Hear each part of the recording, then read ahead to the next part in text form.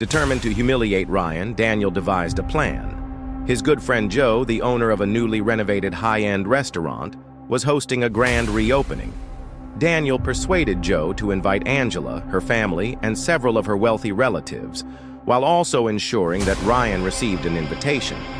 Initially, Ryan was reluctant to attend, but at Angela's insistence, he agreed. He borrowed an old suit from one of his co-workers and prepared himself for the evening.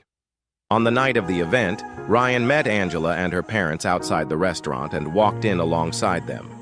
Their table was prominently placed at the front, and Ryan took a seat next to Angela. Daniel was also seated at the same table. Smirking, he turned to Angela's father, gesturing toward Ryan, and asked, "Is he your driver?" Angela's father looked visibly embarrassed. Struggling to mask his discomfort, he responded curtly, "He's a friend of Angela's." However, his expression made it clear that he wished Ryan wasn't there. A while later, Joe made his way around the room, greeting guests. When he reached Ryan, he paused, looked at him with disdain, and said, "Listen, I invited you here to help serve my guests, not to sit among the VIPs.